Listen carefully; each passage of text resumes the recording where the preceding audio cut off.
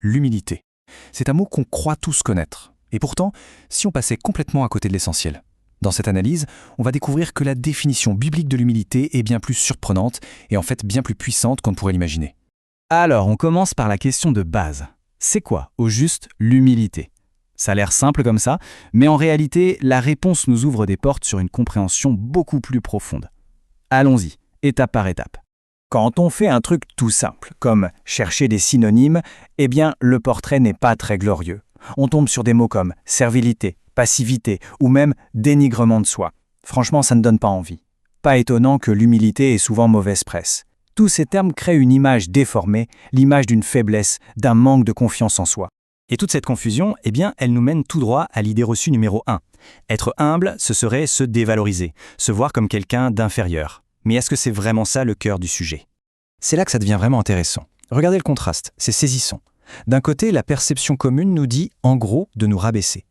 De l'autre, la perspective biblique nous parle d'une posture du cœur, d'un choix conscient, le choix de s'appuyer sur Dieu et de comprendre sa véritable identité en relation avec lui.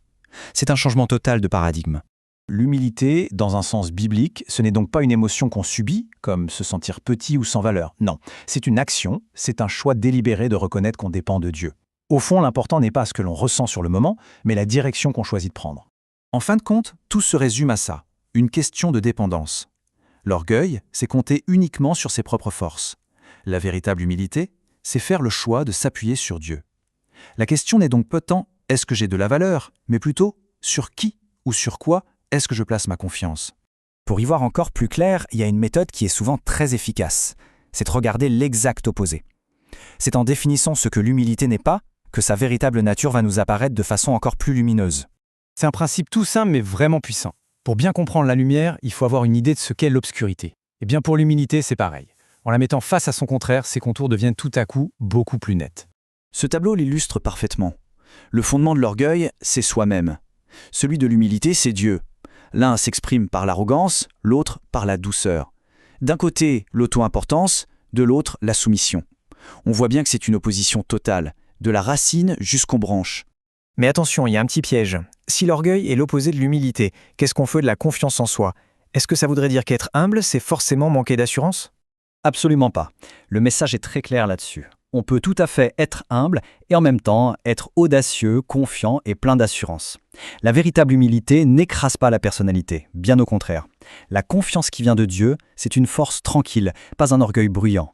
Et c'est là que tout bascule. On est en train de complètement redéfinir notre perception de l'humilité.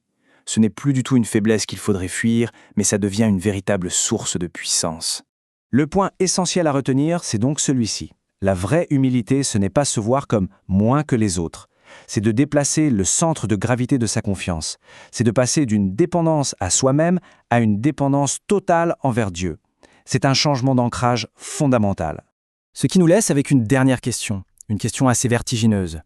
Et si ce que notre culture perçoit comme une faiblesse, c'est-à-dire la dépendance, était en réalité la clé de la plus grande des forces? C'est une pensée qui mérite qu'on s'y arrête.